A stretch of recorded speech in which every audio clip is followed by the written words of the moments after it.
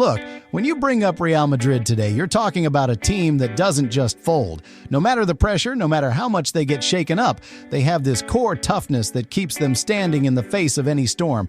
But even so, every player in this royal system, no matter how big or terrifying their name is, has a weird, almost bizarre weakness.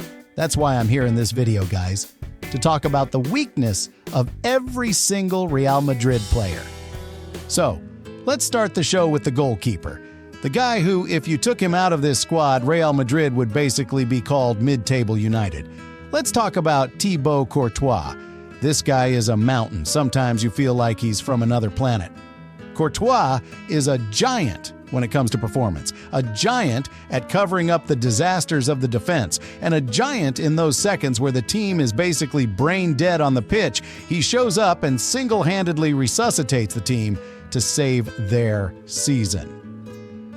That's not even an exaggeration. Real wouldn't have lifted 1, 2, or 3 Champions League trophies lately if Courtois hadn't literally been a one-man Great Wall of Madrid.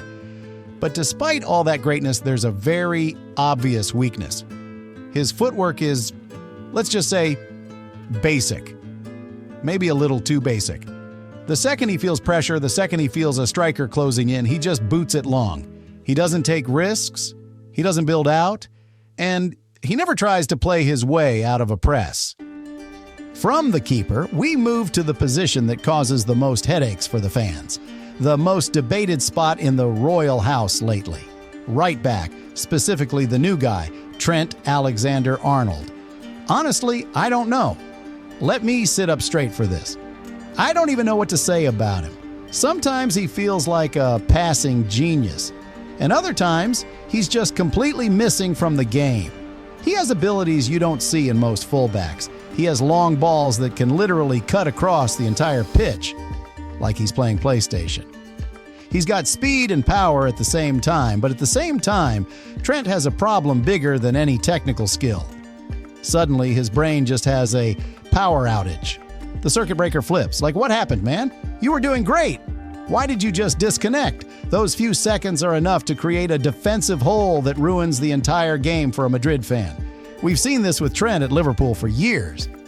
Even when Klopp's system was at the top of Europe, there was always that moment where Trent would zone out and not track back fast enough. Sometimes he plays like he's at a friendly charity match. Now, with Real, this hasn't shown up much yet. You know why? Because the injuries, thankfully or not, haven't let us see him in massive defensive one-on-one situations yet. That's number one. Number two, Xabi Alonso is smart enough to give him roles that keep him away from those one-on-one moments as much as possible. He plays him as a wingback in a back three to take the pressure off, give him freedom, and use his passing strength instead of exposing his defensive flaws. Valverde. I purposely put him with the defense because most of the time now, we see him as a right back anyway. We won't talk too much about him in this video. The guy is a machine, a racehorse. The guy gives you everything except in tight spaces. That's his main issue. Valverde is incredible in long, open spaces. He's great at carrying the ball, great at pressing, and obviously great at running. But when the ball is stuck in a 2-yard box, or when the midfield gets crowded, or when you need a player to turn the play, change the direction, slow things down, or control the tempo, that's where you see the side of him that isn't finished yet. When you play him at right back, everything clicks, because that's the position that fits his personality and skills perfectly right now. You have the pressure, the running, the strength, and the direct duties. No midfield philosophy needed and no need to play like Busquets or Cruz. So yes, Valverde is an incredible joker card, but he's a joker with limited technical range. Rudiger's problem is that he's too aggressive, because this guy literally loses his mind. If you leave him to his own devices, he becomes like a wild tiger loose on the pitch. It's true that Rudiger can win you a game, but one moment of recklessness can lose you a championship. He intercepts the ball bravely, but at the same time, he might pounce on a striker so hard the striker is shocked and wins a free penalty, and then the fans are left crying. He's powerful, but he's too much and way too violent. As for the other center back, Eder Militão, does he have speed? You bet. Strength? Excellent. Flexibility? Also great. Those are all great traits. But his main problem is bad decision-making. One time he steps up when he should drop back, and the next he drops when he should step up. Sometimes he presses too much, sometimes he sags too much. With the injuries that have torn up his body the last 2 seasons, his priority has to be relearning how to read the game and finding his chill. We're moving to the middle now. The problem most fans don't notice is that despite the big names, there's a massive gap that shows up when spaces get tight and the pressure gets high. Let's talk about the guy who was supposed to be the new Casemiro, a description that was way too premature, Aurelien Tchouameni. We're talking about Madrid Casemiro, not United Casemiro. When he first arrived, people were practically dancing in the streets. Some even compared him to Rodri. But the truth is, despite his physical strength and tackling, the kid is slow. He's slow to make a decision. Sometimes it feels like he's playing a version of football from the 90s. Slow build-up, heavy touches. This is the real reason the management is looking for someone to replace Cruz, that Madridista brain that was lost when he left. Tchouameni, despite his traits, hasn't become the player who dictates play creatively from the back unless something radical changes. Then there's the biggest name in terms of hype, Jude Bellingham. We have to be honest here because people don't get the difference between a superstar player and a complete player. Jude is the first, but not the second. He's an artist, a box-to-box beast, incredible in the penalty area, and one of the best in the world at off-the-ball movement. He steals the moment and kills the game with one touch.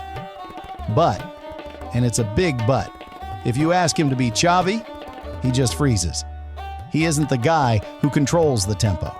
He doesn't slow it down or speed it up, and he isn't the guy who dribbles through a crowd. Jude is brilliant when the pitch is open. But when things get tight, when the space between defenders is like 4 inches, he struggles. It's not because he's bad, it's just not his type. People compare him to Pedri, but Pedri is a real playmaker. He plays deeper. Bellingham is a shadow striker, not a true central midfielder, no matter how much people try to hype that image. Then we have Arda Güler. Small, thin, doesn't look like he could hang with guys twice his size. But when the ball is at his feet, the kid is a wizard. He's got an elite brain. He can receive and pass so fast it makes your head spin. He breaks lines and hits pinpoint passes. I think his brain is faster than his body. When he's played as a 10, it feels like Real Madrid has a piece of the old Barcelona school. He loves the second and third touch. He loves the crowd. The problem? The Xabi Alonso system doesn't use a pure 10, and even if it did, Bellingham would take the spot. Also, Arda is physically small. In a big Champions League game, a player that size gets swallowed up. He hasn't developed that Real Madrid muscle yet. If he matures physically, he'll be a monster. But right now his weakness is that he was born for Catalan magic rather than Madridista grit. The midfield is honestly the biggest weakness, unlike the attack, which is the team's gravity. When you talk about Madrid's attack, you're talking about names that could win a game without even stepping on the pitch. That's why the expectations are so insane. But even these guys have flaws. Let's start with Vini. He is the soul of Madrid. Daring, provocative, fast, and stubborn. He's not afraid of anyone. He might waste 9 perfect chances, but the 10th one wins you the game. The problem is that Vini's head is often with the opponent, not the game. He makes it personal. His problem isn't technical, he's got it all: speed, skill, aggression. His problem is mental. He gets too angry, too stressed, and gets into fights with the ref, the fans, and the defenders. All that noise takes away his focus. He's best when he has a real 9 like Benzema to pull defenders away and give him room.